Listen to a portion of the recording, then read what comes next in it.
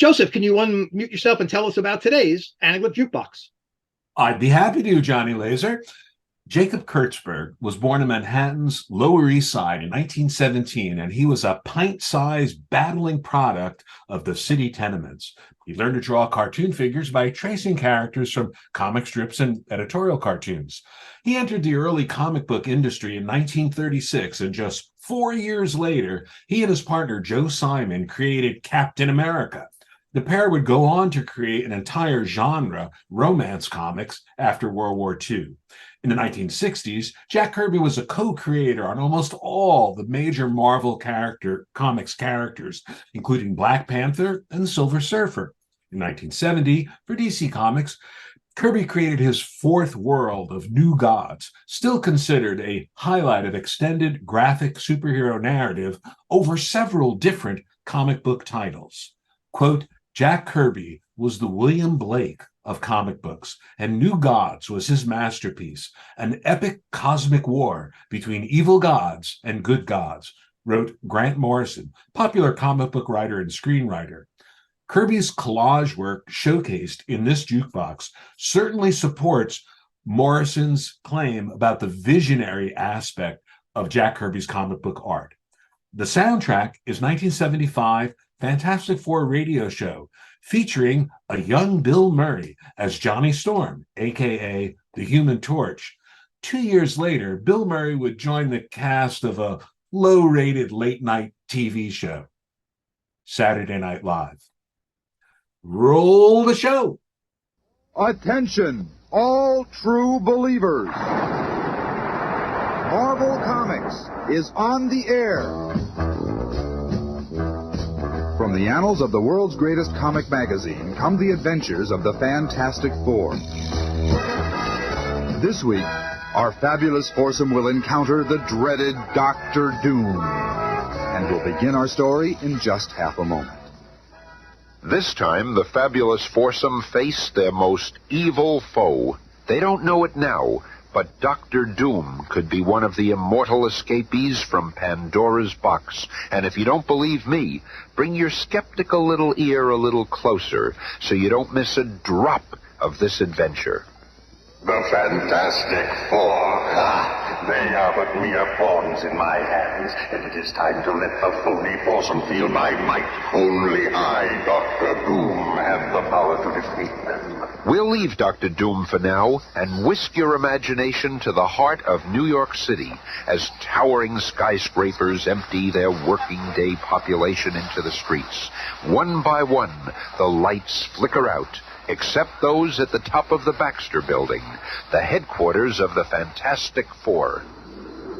Wow, this is neat. What are you reading, Johnny? A great new comic magazine. Hey, look, doesn't this monster remind you of Ben? You mean our own bashful blue-eyed thing? Oh, yeah? Give me that, you squirt. Hey, that's my book. I'll teach you to compare me to them comic book monsters. Look out, Lumpy. It might get too hot for you. Yeah! You little punk. I'm gonna get you this time. Flame on. Come back here, you matchstick. Come and get me, big boy. And when I do... Knock it off, thing. And this ought to cool you off, little brother. Sis, we were just having a little fun. Fun? The two of you won't be satisfied until you have pulverized each other. What's the matter with us? Whenever we aren't fighting it out with some enemy of mankind, we're fighting amongst ourselves. Get the lecture, big shot. I don't need you to tell me. Reed! Who turned out the lights? Impossible. We have our own generator here. Then how? For the answer, let us look to the sky.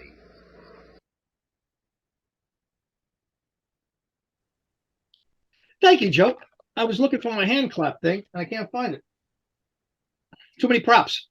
I'll use my own.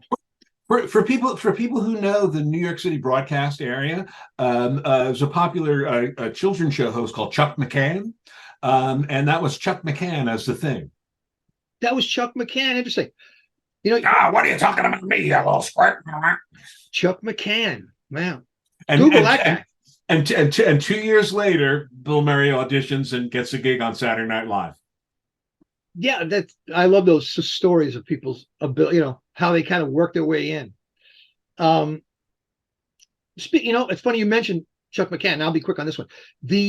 Just last night, don't hold it against me. This is what I do in my spare time, watch cartoons. Now, it turns out that over the air here in New York, by the way, Joe. They are now, there's a show on if you're in New York City and you have you have a digital gadget. You may not be on cable, but it's over the air.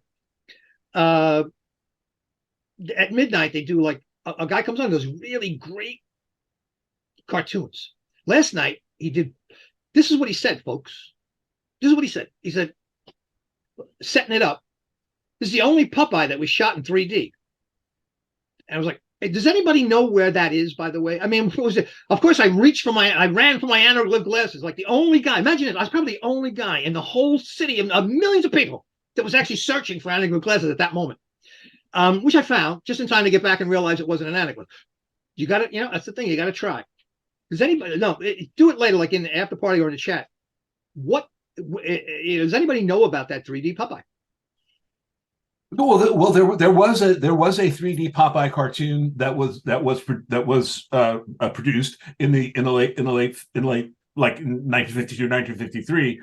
What he might be referring to, though, is they got a 3D effect in earlier Popeye cartoons. In the long ones, they would do like longer ones where they would have a physical set made out of like modeling clay and stuff, and they would rotate that and they would animate a figure in front of it. So there was a photographed three-dimensional background, like, well, Popeye was running from Sinbad. So a 3D effect, but not true stereo. It looked like it was like an outer space one, but it was interesting because when I looked at it, scientifically, of course, from a professional standpoint, only at 12:30, after midnight, after I got home for a rock show, I need to calm down a little bit, after those shows. But it looked like, Joe, like it was set up well. In other words, it looked, I could see the scenes, like the spaceship was here and as a background. It looks like they were trying to get that. I'm just wondering if anybody knows where that exists. That's probably a Robert Furmanek question, if anything else. But Popeye Ace of Space was in 3D. You see that, man? What were the chances? I love when that shit happens. Pardon me. I love when that happens. What are the chances? I'm sitting in a chair. And honestly, I don't do it all the time. But it helps me. After midnight, I'm kind of settle in. What a chance I'd be in a chair and watch it. What a chance I'd be searching. I know what you're saying. Keep anaglyph glasses next to your chair, Johnny Laser. Yeah. Right. But I may have moved them, or the cat ate them, or something happened. I don't have a cat, so that could be the reason that I don't have a cat. He ate them. Look, we're going to keep moving because these gentlemen have been very kind, and they've dedicated their time this week for interviews, which incidentally, we're going to begin with two pre-recorded interviews. They're both here, and they worked on this wonderful book, which I'm going to hold up again. I knew it was the right way the first time. I thought there might have been a joke in there somewhere, but there wasn't. Anyway, first we're going to begin with Ferry. I'm not going to tackle his last name until later. Then we'll go on to Christian, and then once you see the setup, then I'll have an interview with them, and they will be available if they can, because let me give you one of the setups. Stereo Doro is in Pennsylvania. Jim Harp is in southern New Jersey. Jay Kuznets is in California. Joe is in Connecticut. Paul Hutchins, who's always contributes to our. He's in England, and right now Ferry is in the Netherlands, and Christian's in New Brunswick, Canada. So it's a great international show. That being said, now you know the setup. We're going to show those two, and then we're going to have some questions, and they probably will be available if they're kind enough to stick around during our after party, and you can ask them questions which they probably heard 1,000 times and 999 by me.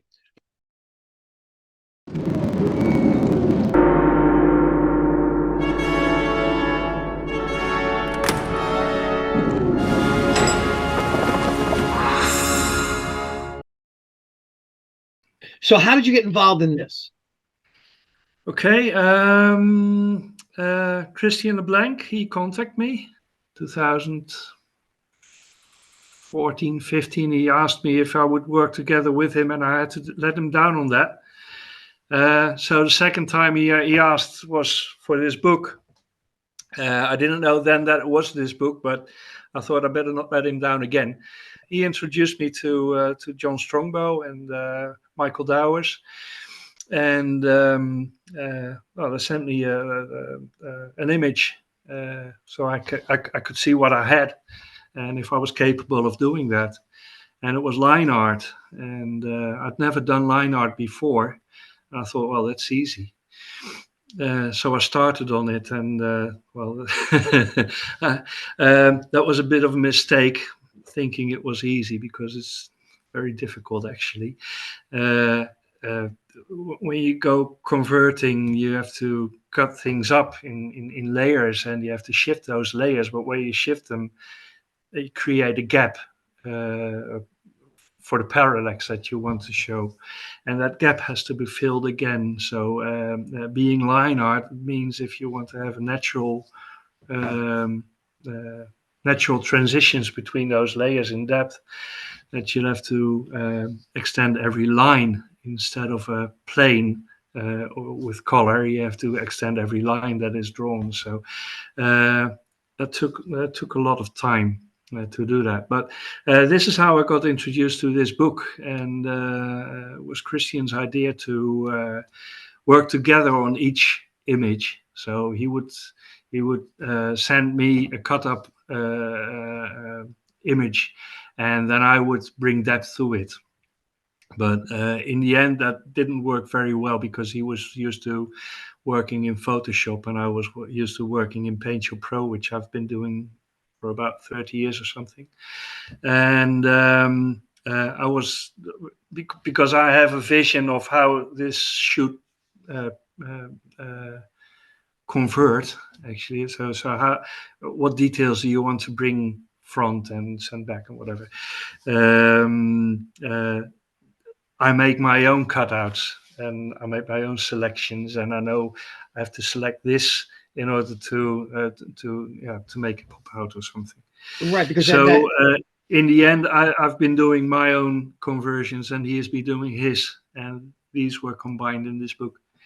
Which image is it in the book, the first image that you actually had to do the conversion on, or the one he sent you? He sends you the flat one of page 26 there. Now, so how do you assess that? You look at that and you're going, what was your first impression? You mean if I could do it, or if I liked the picture, or? Yeah, if you could do it, like what you thought was going to be necessary to accomplish what he was trying to, the goal. Okay. Well, I, like you said, I have this work process. Before I begin anything, I first select every relevant part into its own layer. So I make a layer of every object in the picture, and I pile them up. So maybe I end up with 200 layers or something, could be. And then I go shifting them around, so they're still flat. Still like a, how do you call that? Like an old shoebox that you look into. And diorama, yeah. And well, when I have that, I start filling the gaps. And in the end, when everything is all right and it's got its own place in space, then I go make them make shapes round with depth maps and such. So it's a whole process of making layers and depth maps to each layer if necessary.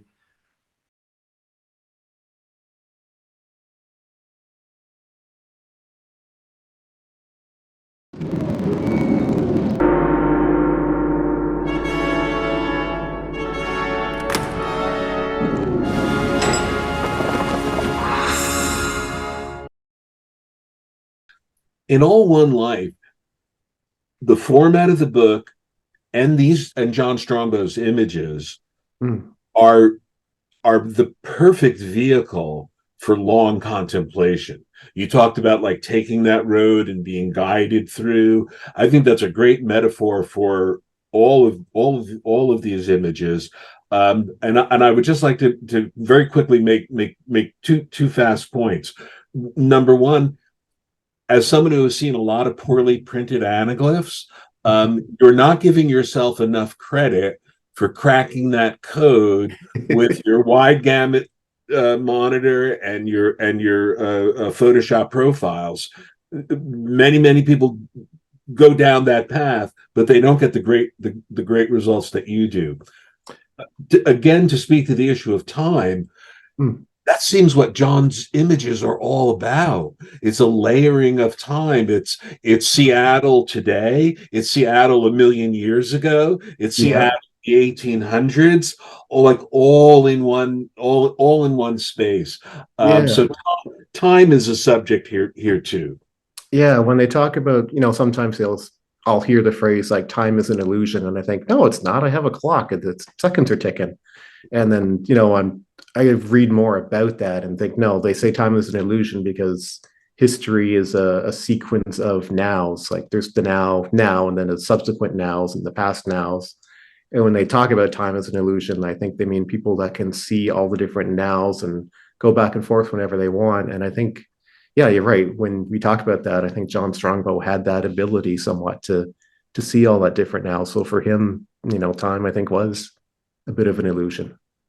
Well, I recently was told that an artist is paid for their vision, not for their labor. I think that's triply true for 3D artists. Yeah.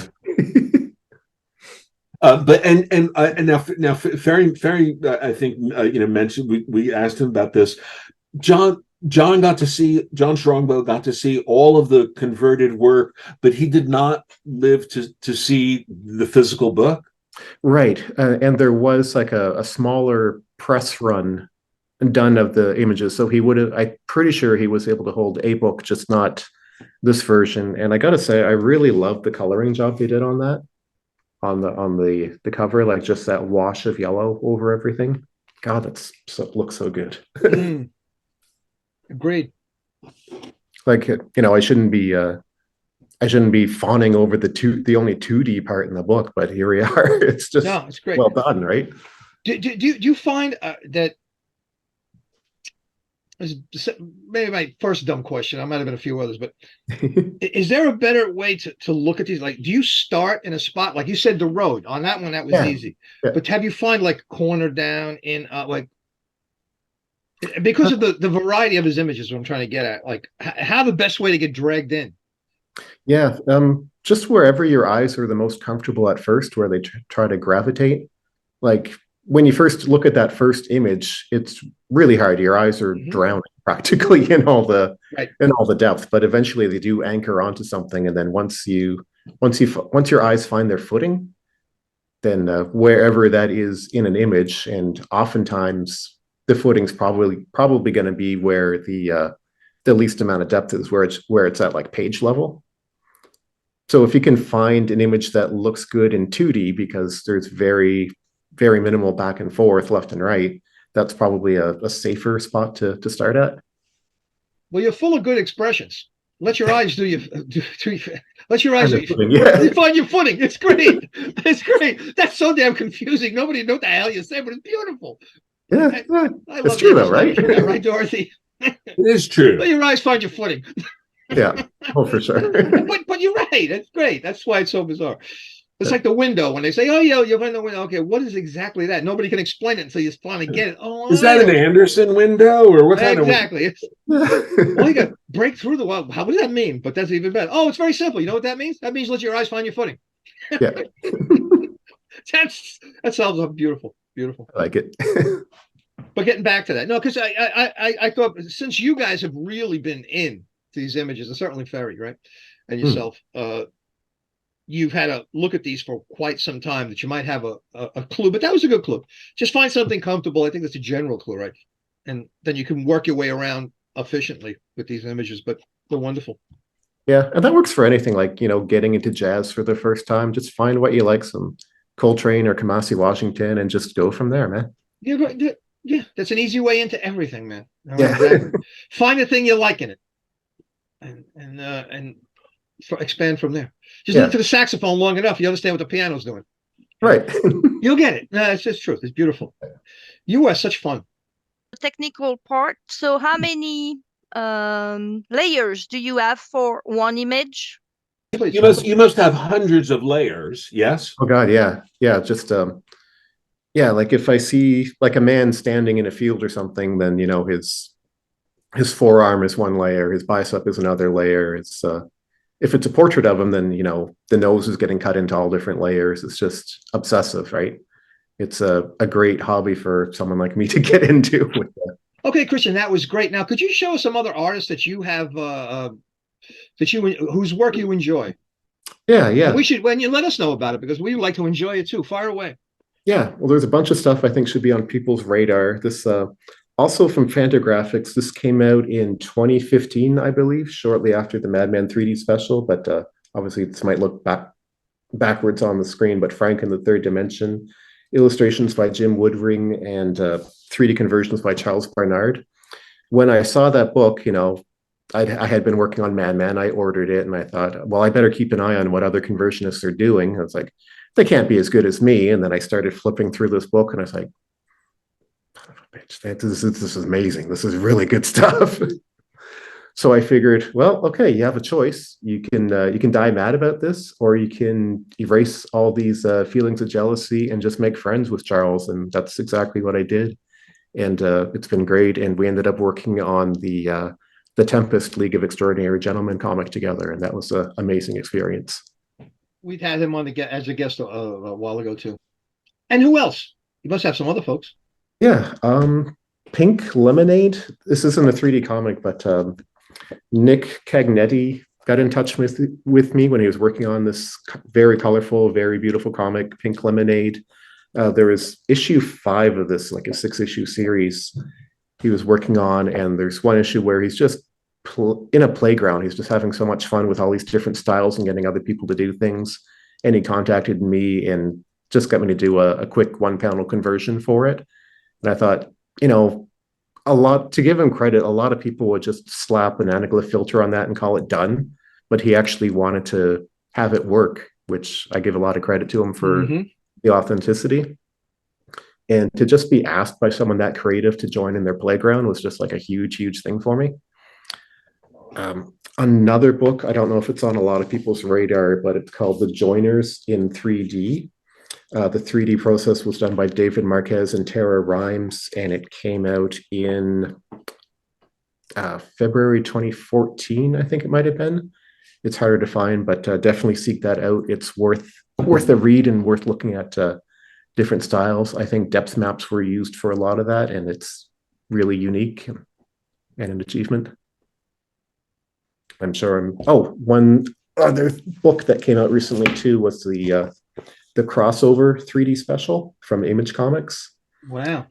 Yeah, and D. Knief got in touch with me, like just he was doing his due diligence and said, hey, I want to make sure things are coming out okay. And so I was credited as a 3D consultant for that book, and I was flattered to be asked, for one thing, and just really it does my ego really good to think of myself as like, oh yeah, I'm in a position to help other people out and give advice here and there.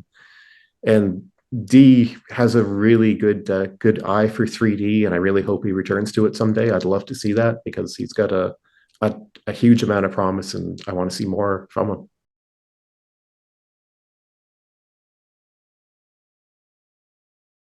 So let's get on to our phenomenal guests. Look how much they shared. Technique, contacts, people, how they got where they are. Wonderful, generous people, like all of you guys out there. So now let's see if we can take it to the next level and introduce Christian LeBlanc, who comes, again, like I said before, he comes to us from New Brunswick, not the old one. The old one, they went away. Is there an old Brunswick? I wonder. Can you hear me over there? You might want to say, can you see me? Obviously, the jokes I'm saying, I'm not working at all on Charles, and that's good, because the high intellect. And Ferry Zilmans, Zilmans earlier, Johnny. Ferry Zilmans, got it there. Zilmans, we're going to live with that one, I think, right? Ferry Zilmans, from in the Netherlands, and they're the ones who created, as you get by now, these spatial conversions for All One Life. And I'm going to flip through these. I'm going to share some of these images, and if you wouldn't mind, Christian, and then we'll go through the same thing with you, Ferry. Let's see. I'm going to do a share. See if these guys are on.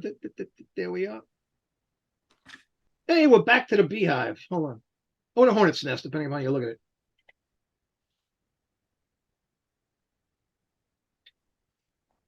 Now, Christian, could you explain where well, Mad Men, I could relate completely. Where this image comes from? Because I got to tell you, it's the best image I've ever seen on anaglyph on a monitor. I literally took the prize. Incredible. Well, Mike Allred, who does Madman lately, he's been putting out these ginormous, like 500-pound tomes, collections of his work. So this is like volume 5 of the Madmaniverse library, and I think I was flipping through volume 2. Now, I'm such a fan, like I already own all his stuff when it was first published, but these are just so nice to have all in one place. Anyway, I was flipping through, and this is an illustration that I didn't remember seeing. I probably saw it back in the day, but as I flipped through and saw it, I thought, why didn't I convert this to 3D before? This is such an obvious choice. So a printed 3D version of this does exist on like a 3D newspaper that Christopher Irving, also known as the Drawn Word, put together. And that's sort of where that came from, and how I saw it. Like, he's always putting together Kickstarters for Mike's work and keeping Madman alive in merch and loot and fun stuff like this. And well, it is incredible. And were you the one to put the shadows in? No, all the shadows were drawn by Mike. Interesting. And just to get this clear, you did this spatial conversion? Yeah. So I cut it all into layers, like, Fairy says, just cut everything apart and just shift it all around. And that's phenomenal, because the penumbras also, that's a real good trick for depth in the brain. You know what I mean? Like, that does a lot of the heavy lifting. Just the shadows. I mean, how did you manage? Okay, so you did this great stuff, because on the shield itself, the shadow stops there and it continues to the background, right? Right. It curves. I mean, it does what it should do in real life. Yeah, and Mike, when you're doing 3D, Fairy probably knows this too. When you're doing 3D of someone's art, you get a sense pretty quick of how good they are with space and depth in their own artwork. And I've never had to cheat like something bad that Mike did. He's got it nailed down from the beginning. Boy, does that say a lot. Okay, now this image is from one of Mike's other books, X-Ray Robot, and just a 4-issue sci-fi yarn about parallel universes and a lot of fun, cool stuff. The reason I singled out a few 3D images from these are all like covers that he got me to do conversions of, because Mike's just a great guy and he loves seeing his work in 3D and wanted to have fun and have me join the fun. This is really fun because the collected edition, there's actually parallel views and cross views in the back as well. And as anyone who reads 3D comics knows, it's not often you get to see the cross views and the parallels in print anywhere. So again, these are just like of the comic. It's not a 3D comic, but there's about 12 or so conversions in the back done in any format that you want to see. Well, I'm wondering if the X-ray laser could work against the X-ray robot. Yes. Yeah, there we go. I had to put that in. I don't know how I had to stick it. This is really interesting. Now, what is this? This is that's a female Krampus. I forget why I thought this was a great idea to include in the slideshow. I think at work, at my day job, we have a daily meeting, and one of our employees gives us a fun fact, and has to do with her fun fact the other day was about Krampuses. So Krampus was on my mind, the Krampus, the anti-Santa. And someone else went one further and did like a female Krampus, and just look at the little guy in the basket, how excited he looks to be captured. I love it. I know. Now, you obviously know what Gruss von Krampus, what is that? What does that mean? I don't know about the Gruss part. I apologize. If anyone else knows, please. Oh yeah, this is going to get translated by somebody in this crew is going to figure that one out. But yeah. And Krampus is what? We don't even know what that means. Krampus is normally like a sort of a demon goblin anti-Santa. Instead of Santa rewards people that are the kids that are good, and Krampus punishes and eats and destroys the children that are bad. No There's candy actually a cane. really cool Krampus horror movie came out in 2015 that's a lot of fun. That's amazing. Yes, it is a fun image, and I'm glad you did it because it's a fun image. There's no doubt. Yeah, I love it. Yeah, the happy little guy in the. That's great. That's great. And you know, it's funny because it's like it's interesting because it's out of scale, right? The guy in the front, because that shouldn't be that big. He seems like somehow smaller. The whole thing messes with your mind. That's the point, right? And you did it, and turning it into 3D made it even more interesting. Oh, and I think Martin helped us out. The translation, please. The translation is greetings from Krampus. That was simple enough. Yeah, I think everyone's just having a good time in that picture. That's all. Oh, it's great. I was holding my breath, Joe, figuring, you know, what are you going to actually come up with that is not really what that means. Well, but good. I'm glad you were. I'm sure these guys came up with a lot of stuff. So let's let it go.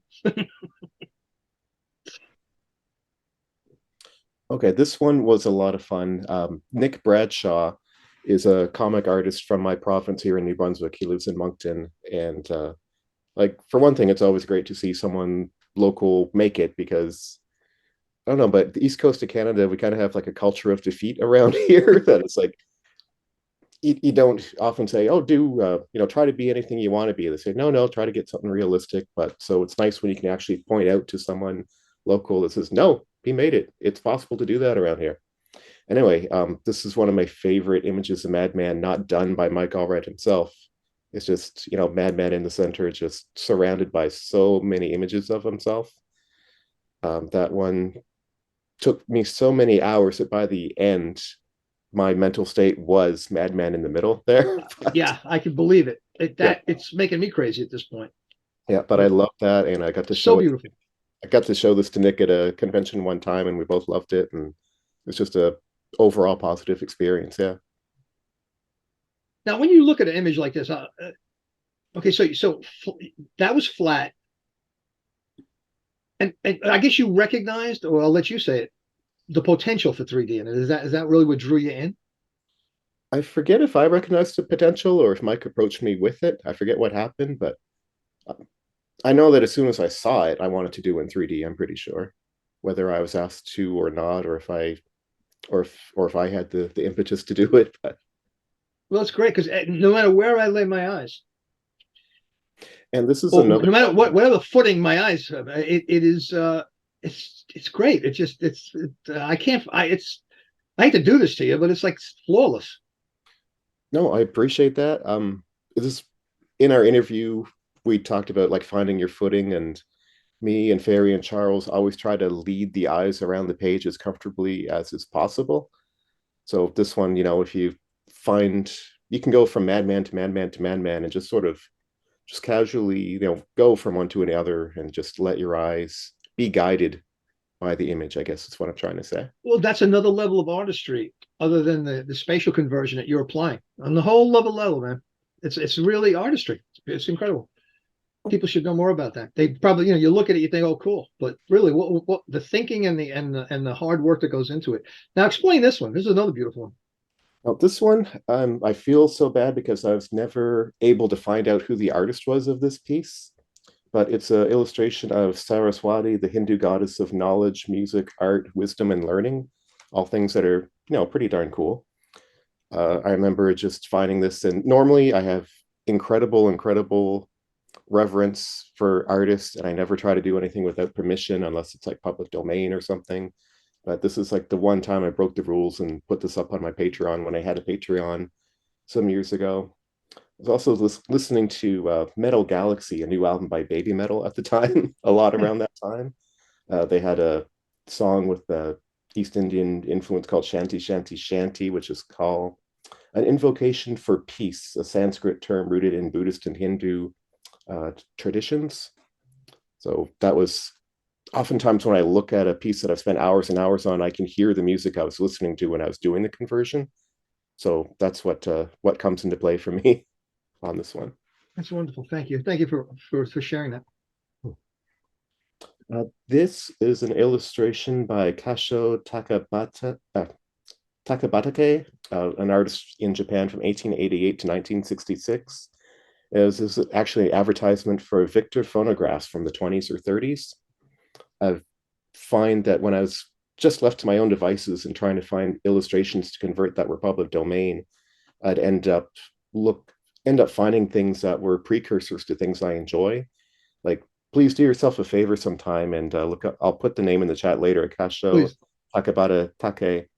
But his illustrations, when you look at them, if you've ever read manga, Japanese manga, especially the girls' comics versions, they call them, you can see what an influence he's had on the art form.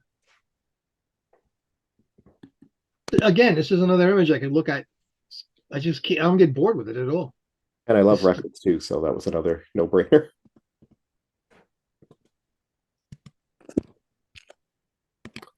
And this one, I shouldn't be taking up talk time, but I'm just adding that name to the chat. There we go. This piece by Warwick Goebel, a British fantasy illustrator, lived 1862 to 1943. This is from an old book, Green Willow and Other Japanese Fairy Tales. So he would just do spot illustrations for books. This is shows someone crossing the Magpie Bridge over the Milky Way. These two lovers get to see each other once a year via these bird stairs over the galaxy. This has to do with the Tanabata Festival or the Star Festival in Japan every July 7th or August 7th, depending where you are. And this is an image that I spotted and thought, oh, this is perfect. There's elements in the middle that I can put as far out through the window as I want to. You can tell even in 2D, like the eye, it's leading the eye around from the start to the figure in the middle, and then the recession of the birds in the background, and I could put the stars anywhere I want to. And it was an indulgence doing this one. And it follows the principle that you described before, exactly right. Because if you go right to the back bird, it takes a moment for your brain to merge it properly. Yeah. But if you get to the front one, just follow through it. It's perfect. It's like nothing. It's just beautiful. It feels right. And of course, the birds in the front are breaking the window, or my eyeballs are finding their footing. Whatever. as birds will do. That's very good. Yeah. We could work a crowd, I think. Only with you, Johnny. Oh, well, thank you. I appreciate that. It's beautiful. Excellent.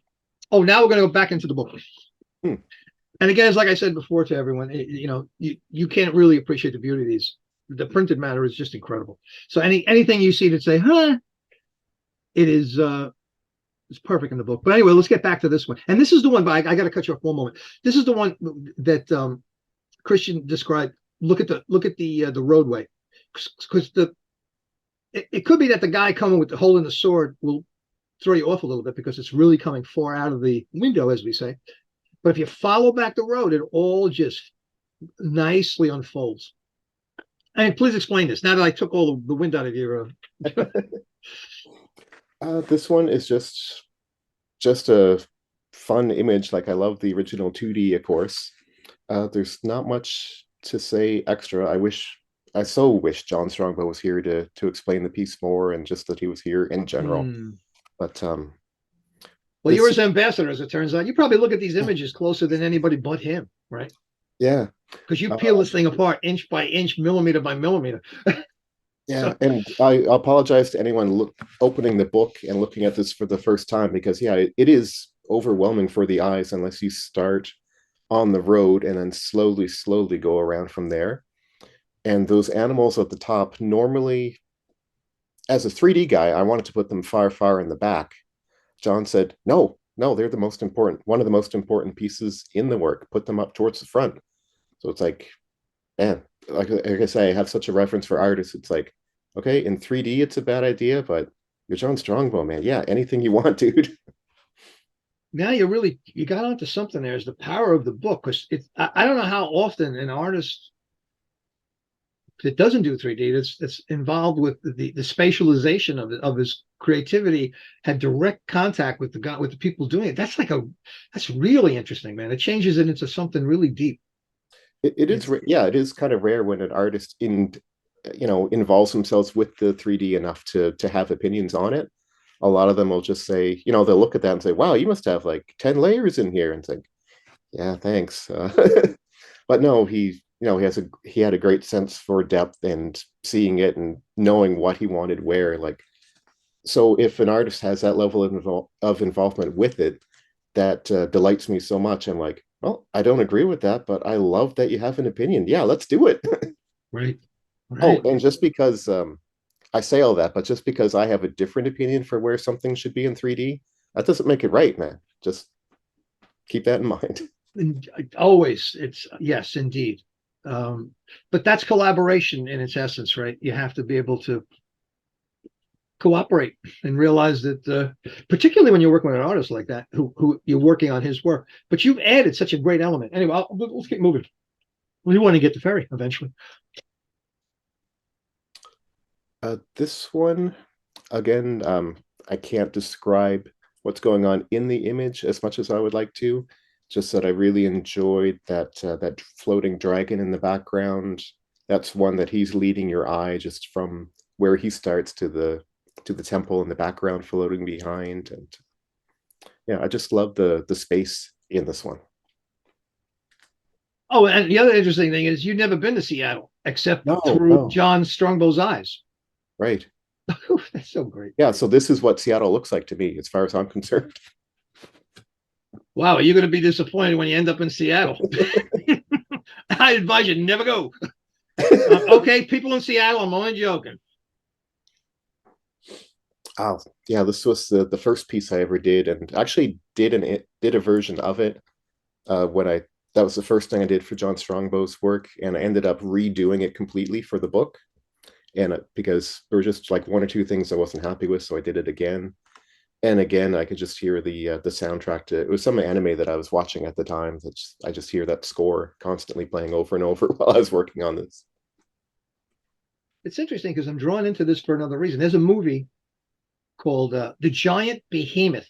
The Giant Behemoth. I think it was you UK guys. It was a movie back in there. I was in black and white, and part of the bit was the giant behemoth attacks a ferry. Yeah, I'm sure he never had any trouble. We might have seen us, so it just coincidentally showed up that way. But this really brings that back to me because as a kid, I loved it. I was like, it's an old 50s black and white movie. The Giant Behemoth. Go look it up and you'll be amazed. And again, Ferry, you are safe. That's the completely different type of ferry he's talking about attacking. Oh, that's a people ferry, right? Or not? Right. Yeah. Oh, see, you guys are really good. No, I saw him react. I'm gonna cut this part out because it's just too bizarre. But yeah, Ferry, no press against you, man. We don't want to see the giant behemoth attack you. But although I'm sure you could do a very good job of making a handsome behemoth. So let's continue. That was funny. Now this, yes, go ahead. Oh yeah, again, not too much to say. Just the eyes lead you all the stuff that the wizard guy is throwing around, and this one as Ferry, I want Ferry to talk about some of the depth illusions, especially for transparencies. I did the best I could with that portal in the background, but Ferry is the one who did some extreme artistry with his transparencies in this book. Well, now that we had the giant behemoth attack Ferry, you being nice to him, I appreciate it, and so am I. We'll see you in a minute. And we're back around. That was delightful. Hold on 1 second while I stop that share and put myself back in. Oh my God. I'm sure everybody wants to do that. I'll do it for them. Thanks for bearing with me, folks. Oh, that was great. And again, we're moving along. Now, Ferry is in the Netherlands right now, and he's kind enough to be up at 10 o'clock, 5 after 10, and tolerating like really easy humor. Now, besides, All One Life, what other projects have you worked on? Not really projects like these, but my own stuff as a hobby. As a hobby? Yeah. Wow. Well, like I told you before, Christian and I go way back to about 2012 or so, I think, Chris. and we've been talking to each other, and I've been telling him about my aspiration to become a professional artist someday. Well, this is my chance, and name is in the book. But other than that, I've never been involved in any real projects. I've been doing my own stuff, and I've been publishing on Flickr and some works on Facebook, and that's it actually. Now, I know you mentioned in the brief part of the interview we did, when the first project you passed on, but this one came along, and I guess it worked out really good, because now the first project might have been easier. This one was a kind of a complex one, to say the least. Did you have any feelings about what your ability to as opposed to in this project, if you had the ability to do all the stuff that Christian was hoping you would do? Yeah, I'm quite confident of myself. So yeah. Because I know what I'm capable of, and the line art was something new to me, but I know all the tricks in the book as far as it goes for static conversions. So yeah. And you were not using Photoshop, so you were using another software, right? Yeah. Christian uses Photoshop, and I use Paint.Your Pro. Or I used Paint.Your Pro, because I've switched to Photoshop myself now. But yeah, that's what I've been doing for about 30 years. So I knew nothing different, and I knew my way around in that program. So yeah. So now, you were using. Now, when did you really start doing conversions? Spatial conversions.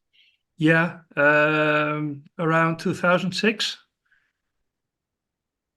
So that's that. Now, again, what got you to do that? You were looking at you from our previous conversation. Mm-hmm. You knew about 3D, and you understood that. You had a camera. So now you're getting to the point where you thought, I can do this with a computer, because really, Christian mentioned to me during our previous interviews, when I called him, drawing, he said, "No, I use a mouse, and I really don't draw." Right? So now, did you have any drawing skills? Well, I'm not that artistic by myself, so I use other people's works. But what I use for conversion works is a mouse and some drawing pad. Wacom drawing pad, that's all. And I paint in the gaps and paint depth maps and such, but no other drawing skills, no. Now, I know you guys are such professionals and artists themselves. You're artists, there's no doubt in my mind, by any definition. Do you ever get the feeling, like when you're doing a spatial conversion, that, hey, if I just add a little here, if I just add something that the artist didn't put in, it'll just make this thing look so much better? No. You stay away from that. You're that disciplined, both of you. But you've had to have that feeling, though, no? There are some exceptions in this book. There were some parts in drawings that John made that were impossible to convert to 3D. Has to do with perspective and stuff and size. So I discussed with John if it was possible to alter his idea, and explained why. And in that case, he would let me. So there are some parts in the book that differ a bit from what he had drawn, but only to make it work in 3D, because his drawing in perspective was all right for 2D, but in 3D there's an example of a whale. In 3D it would look like a guppy or something. So I had to make it bigger and bigger and bigger. So there were 3 versions of this image altogether to come to this final result that was acceptable to me in 3D space. So the wheel looks big again. You know, I'm not amazed easily, as you could tell. But I got to tell you, the collaboration between you guys and it makes this book really something super, super special. You know, because now the artist's vision. See, I had a feeling some of that had to be going on because I know you guys are so good. And I know you want to do the best, but 3D is complicated. It just is. You know, it's just a lot of work. Takes a lot of work. Takes a lot. You shoot a 3D picture. How many you shoot before you go, hey, it's finally a good picture? Because you don't think about it because it's all happening in the noggin. But incredible collaboration. So now I just want to get into a little of that. Then I'm going to let people ask questions because, you know, you can have enough of me. So now just want to get the process. So Christian, you sent, you gave Ferry images to convert. Now, how much did he go back and forth? No, so he's got stuff. Now, is he asking you questions or is he asking John? There must be John questions, Strongbow questions. And there must be Christian questions, right? Like you're asking me? Yeah, I'm asking you, Ferry. You answer because it'll be the same thing. Okay. We both got our own pictures. So Christian got his images to convert, and I got mine. So we finish the job, and then we go on to the next picture, and then I got distributed another picture. So there wasn't really much collaboration between Christian and I concerning the images themselves.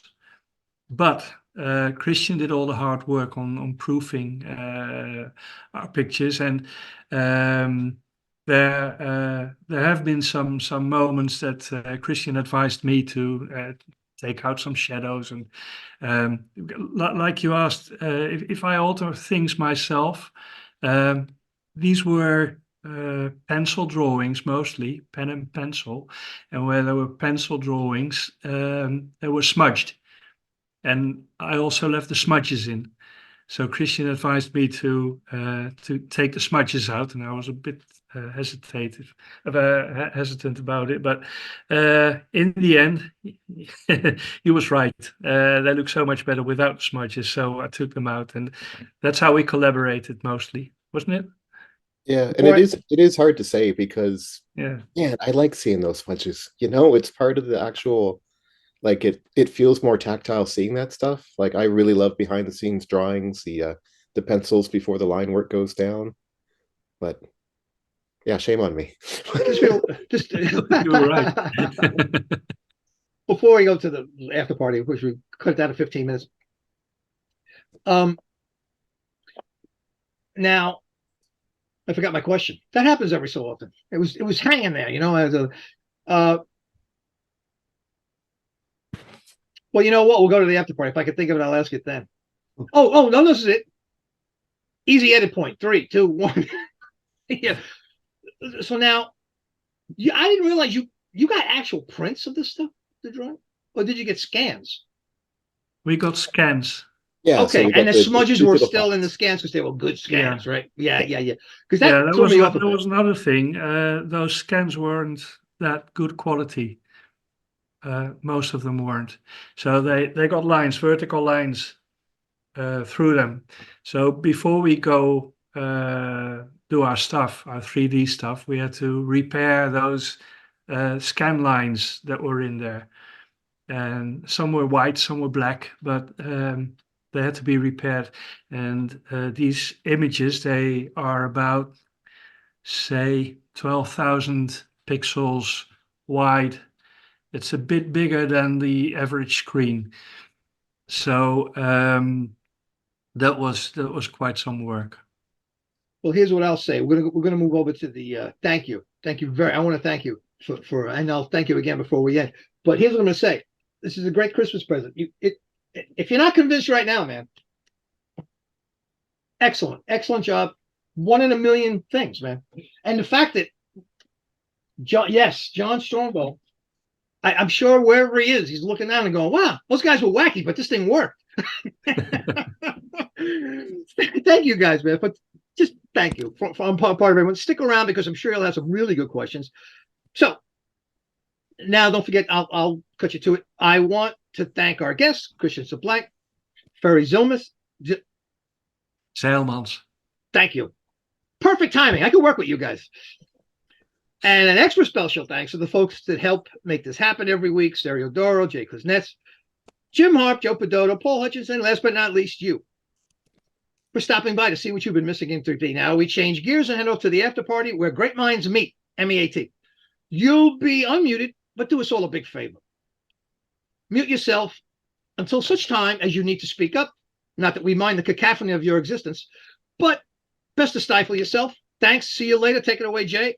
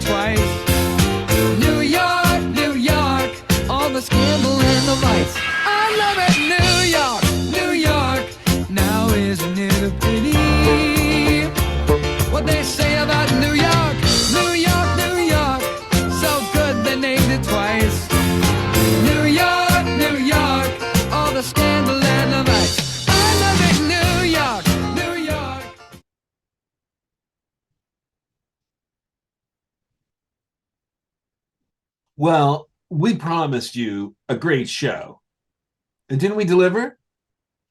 And I want to echo Johnny Laser's appreciation for the backstage crew who worked really hard this week to put all these things together from all these different time zones. I'm going to jump right to a couple quick. Anyone, unmute yourself if you have a question. I'm going to jump to two that are listed in the chat right now. Dorothy asks if you are working in TIFF format, and Jim F. Now this is a big question. Can you describe how you might take a line drawing of an individual figure and do the conversion process on that figure? Thanks. That sounds like a big question. Anyone want to handle that? Either of you two? I'm going to do Dorothy's question, and I want Ferry to start answering Jim's question. Does that work for you, Ferry? Okay. Okay. I didn't quite get who asked what, so. Oh, he did. He wants to leave the very difficult question for you. Yeah. Oh, that's okay. I want Ferry to talk more. So as for if we're working in TIFF format, generally, I think we receive bitmap files and work from those. When it's time to do the final proofing and send something along to the publisher, I always make a TIFF of that and send that along. Ferry, is that pretty much what you do too, the bitmap formats? I used to, I get them in TIFF format, and then I convert them to Photoshop format or PaintShop Pro format, because they can contain the layers. That's what I work from. Only when I export them again, I'll export them in high resolution JPEG, because that's good enough. They get downsized anyway. Or if needed, back to TIFF or BMP format. I'm used to working in BMP format, but I learned that was only a Microsoft thing. So TIFF is just the same. Yeah. It's also lossless. And that is a great point, because I forgot it's been a long year. I've forgotten that Photoshop does have its own native .psd file. Yeah. That it feels like it's sort of floating and unrooted in any specific type yet. So yeah, we lock it down in bitmap or TIFF later, but yeah, we just use the native file for a while at first. Barry, I was wondering if, sorry, Joe. I have a quick technical question. You spoke about one of the keys to your success in anaglyph printing is your monitor, and I'm wondering a little bit. I've been in Photoshop for decades. I don't think I've ever exceeded 50 or 60 layers on any project that I worked on. what kind of computer tech do you have to handle Photoshop and hundreds of layers at high resolution? Not enough. Never enough. I actually did bite the bullet. You must have at least 1 megabyte of RAM. I'm trying to get a couple more. I'll find a megabyte wherever I can get them, but yeah. So even though you are doing this at the very highest level, you'd still like more computing power. Yeah, I actually did bite the bullet last year and get like an Apple MacBook to work with. And it's powerful, but I'm still in the process of taking all the processes that I have on my Windows computer and learning my way around the Apple, because the shortcuts are all in different places. You have to find out what my shortcuts in Photoshop were on the other computer and get them in here. There's some some bootleg files and programs that work on Windows to help me constrain my mouse left to right that aren't really on Apple. Don't work the same, so I ended up having to get like this sort of a mouse instead. Oh, okay. Yeah, the trackball, because it comes with its own program to constrain mouse movements left and right. So why are you so you're going by? You are now both Windows and Mac? Yeah, actually, that's a good way of putting it. But yeah. Well, many people I know, I was one for a very long time. For business reasons, I had to be Windows during the day, but I could put my Mac on at night. Yeah. I find that the main difference is that Mac is so good at just processing like there was one file I worked on for Dennis Kitchen, and that thing would just grind my Windows computer to a halt. You try to move some files left and right, and I realized, okay, instead of having both files open with all the layers, I'm just going to have a JPEG on one side and have the image with my layers on the other side. And I just experimented with that on the Mac, and it just, it laughs at it. It's well, I have not been on a Windows machine in a very, very long time, but I can tell you there was a point in the 90s where there was some contention over Photoshop not working as well on Windows as it did on Mac. And what I like to believe is that Steve Jobs and Bill Gates, got together over a beer, and they said, "Yeah, we could make all the shortcuts the same, but let's not." Yeah. I would like to continue reading your Mac Windows fan fiction, Joe. I'd like to hear more. Oh yes. Well. Then another time, but to your point, someone once said to me very recently, they explained it's so strange that there's a subset of people who believe that there's this secret group that controls the world rather than the very obvious group that controls the world. The ones that are like written about in the Wall Street Journal. I think they pretty much control the world. They don't make a secret about it. But we're now. So you're on a PC for work, and you have made, or you're working to make the transition to working on your laptop in the Apple system. Yeah, pretty much. Yeah. And why? Just because the Apple handles large files much easier. That's all. There's a question in the chat. This is for you, Christian. The second image with the demon. Oh, before we get to that, though, Jim had asked a question. He said, "Can you describe how you might take a line drawing of an individual figure and do the conversion process?" Ferry's going to answer that. That's a snap. Yeah, and I'd like to have Ferry share his take on that question. The second image with the demon. Oh no! Can you describe, Ferry, how you might take a line drawing of an individual figure and do the conversion process on that figure? It was an earlier question in the chat. Yeah. Well, my process is more. I cut the picture up in layers, and I put everything in its own place. So you get a flat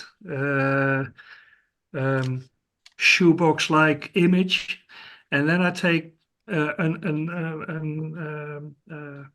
figure, and like Christian described, I take an arm and I take a finger, and if it needs to be moved in depth, I distort that layer so that it comes toward you or goes away from you.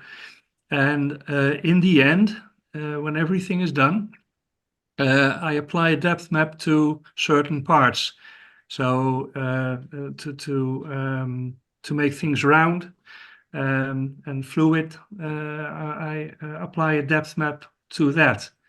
So there's a lot of techniques involved in creating a 3D image, and you'll never get away with only pixel shifting or only depth mapping or whatever technique there is. It really depends on the deformation that you want to apply to certain parts. So I hope that answers the question. Oh, and a question for you, Ferry. When you're doing that, like when you have an image that you're in the process of moving into 3D, like this is after you've cut everything apart into layers. Do you have the 3D glasses on? Are you working in anaglyph mode or are you working in a free view mode? Okay, I work with two separate sides. So I have a left image and a right image. Yep. And I like to watch that in parallel because that's the best way to watch it. It's the most natural way. And I used to be able to do that free viewing, and now I use this device. So you can adjust that to any size, and that helps me a lot because otherwise I have to sit back very far and I can't reach my tablet anymore. But no, free viewing, yeah, no anaglyphs, no. Yeah, free view for me as well in cross view. And this blows my mind because when I first learned about 3D, I took to cross view immediately. That was very, very easy for me. Mm-hmm. Parallel, I knew what to do, but I couldn't figure out how to do it until like maybe 9 months of trying to do it here and there. It was almost impossible. Eventually I figured out my glasses were fighting me on it. I had to take my glasses off and then it would stop correcting my eyes. So I was able to fuse in parallel finally. Yeah. But to think of working in parallel is just blows my mind. So, mad respect for that. Okay, thanks. It comes natural. Yeah. Yeah.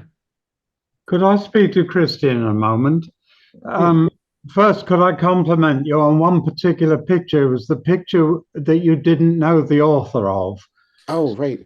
And that was so smooth in the depth change of everything, the instrument, the dress, and so on, that it looked to me like a model in a box, like you'd made. I know you didn't, but it looked as perfect as having a real model in a glass case.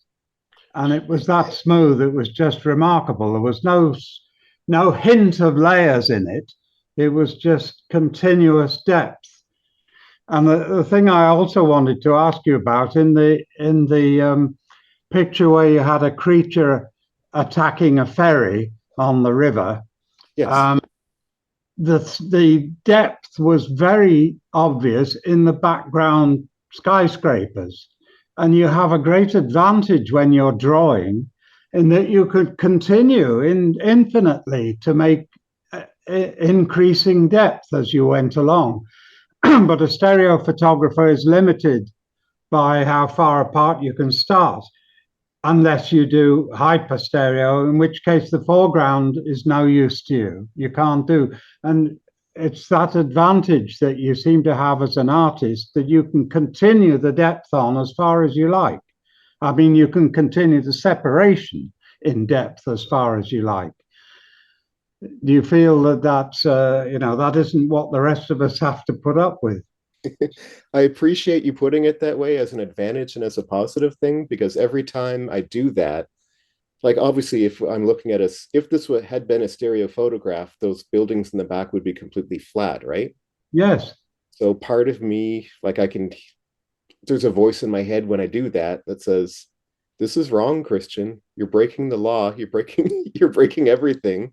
But it looks 3D doesn't tremendous. work that way, but it's like, but It it's looks tremendous. And in a stereo piece of art, you expect to see depth separation, even if it's two mountains 20 miles away. I do anyway. It's just so much fun to keep Yeah, going. yeah. Anyway, thanks. What are your thoughts on that, Ferry? Like, if you have an image with stars in the sky in the background, do you want to do you want to show the skies and the stars with depth, or do you want to leave that flat? What do you like to do? Depends on the image. But yeah, I like to exaggerate it a bit, just to show that you can bring depth to anything. But in our book, there's one image that I took it back a bit. Let me see. Oh, here it is. It's this image. Hope you can see it. That one. You remember that I sent you a revision of this. Yeah. And you said, "Oh yeah, the train station is much nearer now," and there was actually too much depth in it that ripped the whole image apart. So there was a too much separation between the foreground and the horizon. And we took that back a bit, but yeah, I like to show that there's also depth in faraway parts as well. It's just more fun. As long as it's how do you say it? There's a balance between foreground and background, then it's okay. Yeah. Well, thank you, Tony. Thank you, Christian. Thank you, Ferry. You just illustrated something I didn't even realize. Thank you, Tony. It never dawned on me. Right, if you're drawing it, you do have this other control. Wow, amazing. Before we go, do you want to show? Do you mind, Ferry, just showing some of your other work that's on Flickr or stuff that you can show us? Oh yeah, that's okay. Let me see. That's very interesting. Thank you, Tony, for coming up with that. I never even thought of it. Of course, you do have the control. But as Christian said, for good or for bad, you're breaking the rules. But that's beautiful. Wow. This is an image from the book. Just wanting to show that the quality is better than the JPEGs that you showed us earlier. And here's another one from the book. There you go. Can I? Yeah. Okay, it's a bit small, but that's okay. Hit F11 so your whole screen fills up. That's sometimes helpful. I can't get it any larger. No. But anyway, this is the one that I mentioned earlier with the whale and the guppy story. Apparently, we don't see it, Ferry. You can't see it? No. We see still the one with the African we see it. Sorry. warrior. Yep. I was looking for the whale. Stereo. I said, what am I missing? Yeah. Oh, wait a minute. There. Yeah, we can see the bar moving. Okay, yeah, this is directly from Stereo Photo Maker. There it is. Oh, yeah. Yeah, okay. All right, yeah. Oh, sure. I think if you hit the Enter key, that'll fill the screen on Stereo Photo Maker. I believe it will. Yep. Okay. Yeah. This is also from the book. And gorgeous. Let's see. There you go. Can you That's see my cousin these? Johnny Clegg over there. Can you see these? We're looking at the whale one right now, and this we're is on the whale one. This is one that I talked about before. How Ferry has such a great use of transparencies and depth. Like with the sky at the top, he did a fantastic job. Again, the book is slightly clearer even than this one, but for sure. I shouldn't be there you go. talking. You're moving. You did do something. Yeah, I did. So I have so many screens open. I know that'll get, man. Yeah, that's like that's a problem with Zoom. You can run into woes that way. Oh, here we go. You're back in action. Okay. Well, these are some conversions that I made for myself, and I show them on Flickr. So one that's quite popular is this one. Man, oh man. That's full screen. Wow. Wowie, wow, wow. That's a Yeah, great not shot, just- man. Not just the image in the middle, but all the details in the corners as well. Just Yeah, look how the toe just touches the edge. Wow. Yeah. Wow. There's another one. Now these are just in Flickr, right? This is your account? Yeah, yeah. And are these available to people? Could people see Yeah, these? in the chat there's a link. Oh, perfect. Right at the top. If you go there, you see them all.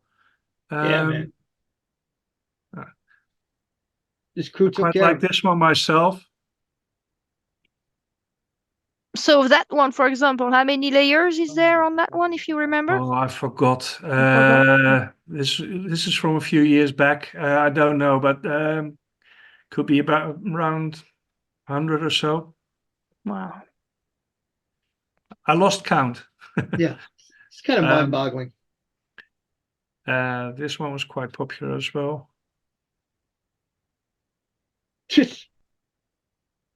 so good. Now, just out of curiosity, I know you don't recall the layers, but how long did it take you to do something like that? Ooh, this one quite long. I think around 100 hours or so.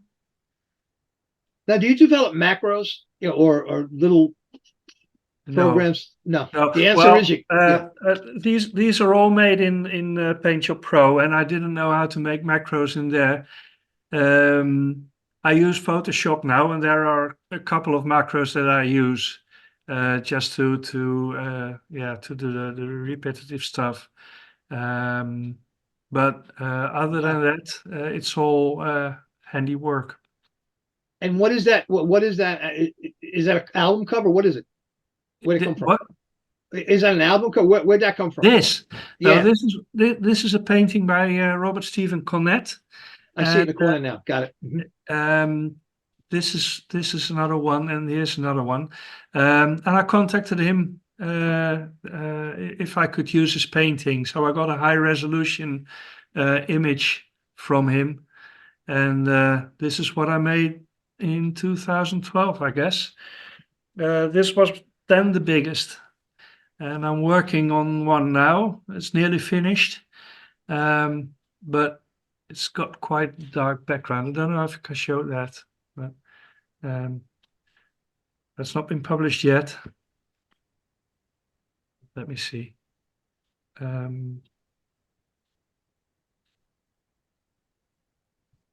Still looking at my screen, or is it gone now? No, I'm looking. Oh, I. Okay. Can you see this?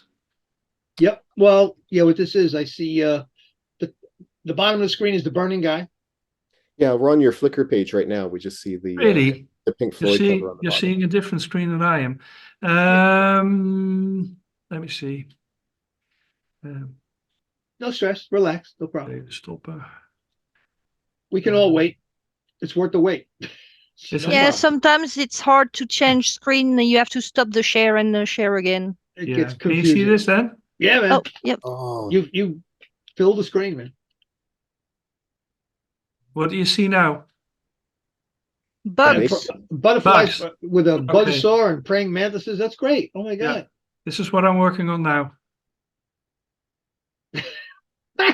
You're freaking us out. Oh, that's great. Christian was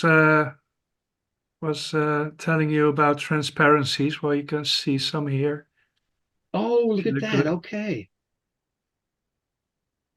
The little guys, geez, that's just amazing. I think the kids call that a flex when you're able to do the transparency so well like that. What do you call it? A flex, like when Flex. you're like they mean like showing off, like Look at this, man. Look at that. Look at that. Oh, what do you say? How do you say it? I want to be a kid. How do you say it? Yeah, that's a flex. Like, that flex thing's got a flex. Yeah. Yeah. Now I'll give you one for the broadcast business. When people talk about 8K monitors or 4K, they say needs more gloss. When you go 4K, it needs more gloss. Bring it up to date. So now you know gloss is the new one. But so much detail in that one. So how many layers have you have so far? So far around 1600.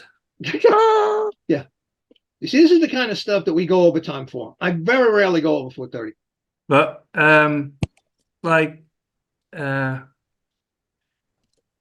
this spider web here,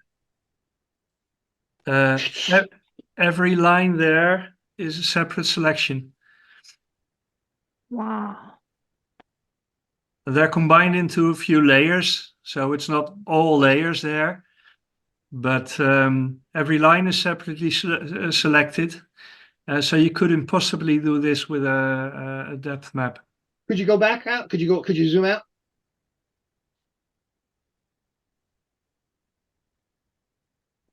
You're all the way out. Wow, you can't. That's amazing detail. See, that's what contributes to the beauty of it. You can't even notice it from this direction, but at some level you do. Your brain still says it's amazing. So, like this flower here, every petal is a separate layer. Everything. Well, maybe that's a good way to put it. Everything that changes direction is potentially another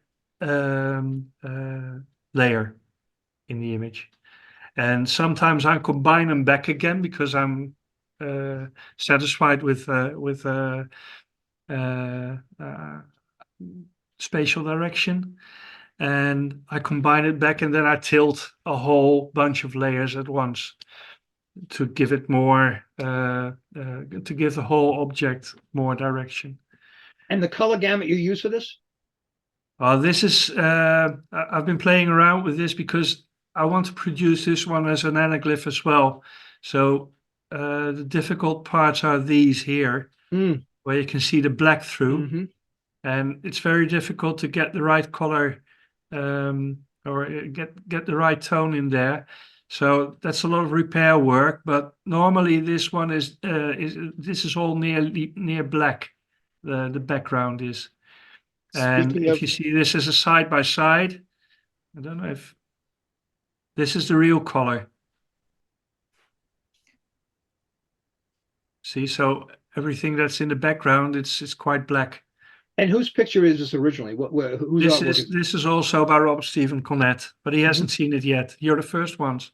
Wow! Thank you so much. What an honor. You're welcome. I'll stop this one now.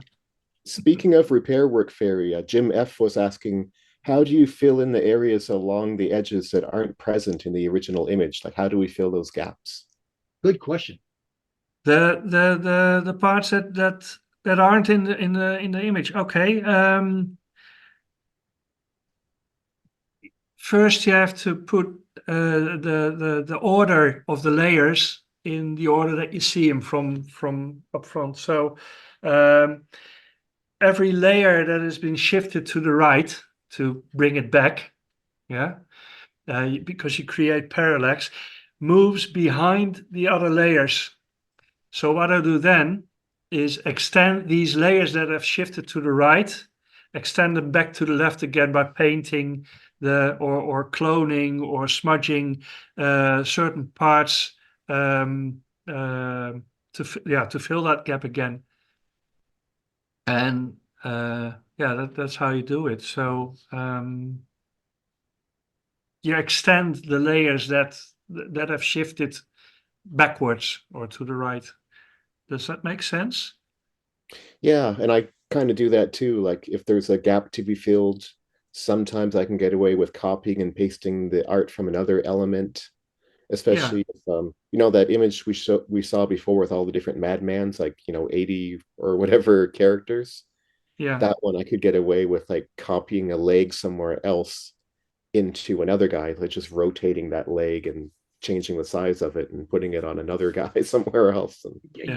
And sometimes if it's just like like a color swash in the background. Maybe I can just nudge some colors around instead.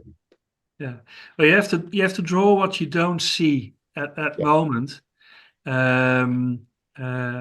but it's not that you have to invent all new parts or all new elements.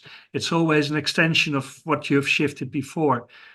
So, like Christian says, extend a leg or extend a body or a plant or whatever. Yeah, or part of it, but it has to look natural. Well, you cannot just fill it in with anything. Like these images from the book. You cannot just put in some background or some filling where a gap comes, because that's not natural anymore. You will notice that. So you have to paint it like it was there before. Yeah, when we're done, Ferry and I, we end up with a second image that looks almost exactly like the original image, but from a slightly different perspective. Do you agree? Yeah. Yeah. Yeah. You should make a mentioned wiggle of it. You mentioned tilting a layer so that it's forward at one edge than the other. Is that straightforward?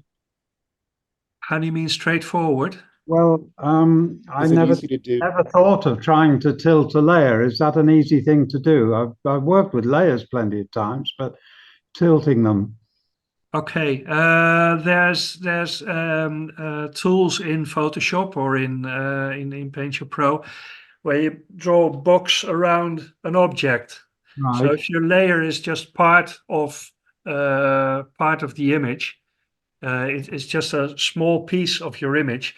You draw a box around it by selecting the move tool, for instance, Right. and you get these handles around it. Handle on the top, handles on the edges, handles on the sides, and so. You change the perspective of that layer or something. Yeah, when you tilt it like this, it does it does something to the depth. Some pixels move outward and some pixels move inward, and that creates depth. Yeah, fair enough. Okay, that's a sort of perspective change of that layer then.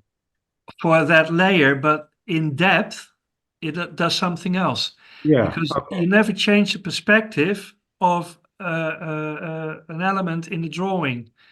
Right. That stays the same, but the depth is changed. It's a way of thinking, but I must play with that. Sorry? I must play with that. I'll have a play with that. You I should. thought of doing that, and it's an interesting concept. Thank you. You change perspective when you do it in both left and right image. You change depth when you do it in just the left or the right image. Right. Remember that. Okay. Thank you. Okay. Well, like I told you guys, get into this. Hold on a second. You might want to see. Just throw another monkey wrench into this discussion. Can you, Ferry, make and also Christian, can you guys make multiple in-betweens to do lenticulars out of all this fantastic I've never done stuff? that. So yeah, so like it's amazingly complex and wonderful as it is, and now can you make 8 images of it all? But I have never done that. I've been thinking about doing it, but the way I convert things, and that's mostly layer shifting and pixel shifting, it would mean that I would have to convert both left and right images. And I do that sometimes when there's much symmetry in an image, like a square image, like the one you saw from 10cc with the lady and the diver person. That was one that was converted both left and right image to keep everything in the center. But making a conversion for lenticulars, that would mean so much work, and I'm not very good in making depth maps to work around that problem.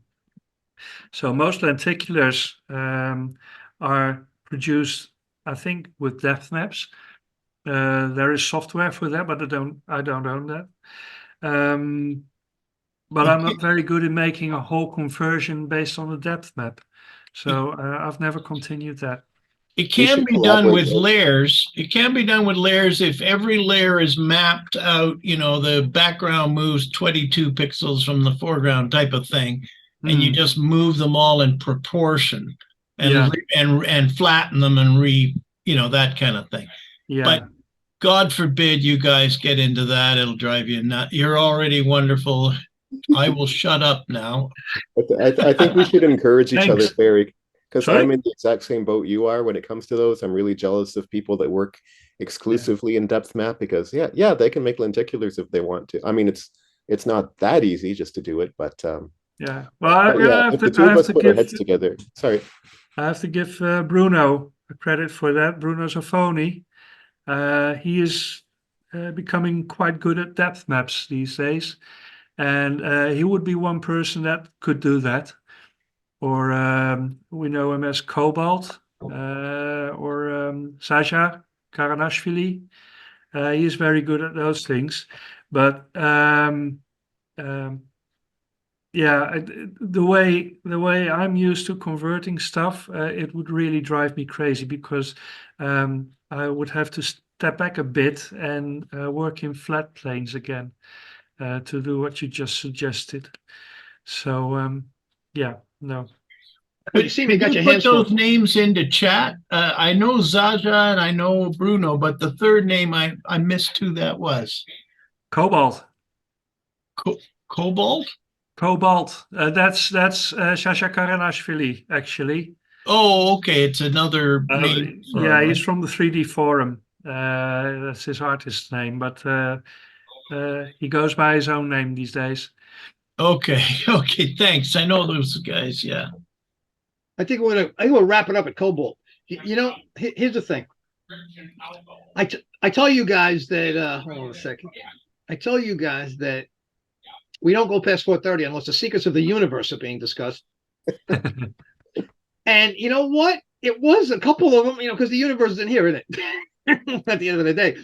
So really, that's why I stayed on. I mean, you guys were incredible. That's incredible information and encouragement to folks to try and spend thousands of hours on layers. But no, tremendous encouragement to folks. Thank you. That was just wonderful on every level. So I think we should wrap it up there, unless it's unless there's a secret to the second universe, which I think we all have an interest in. Otherwise, we'll wrap it up. So, another show has come to an end. See you again next week. And until then, put down the TV remote and pick up your camera. Share your joy. Count your blessings. And happy holidays. Thanks for stopping by to see what you've been missing in 3D. Take remote one.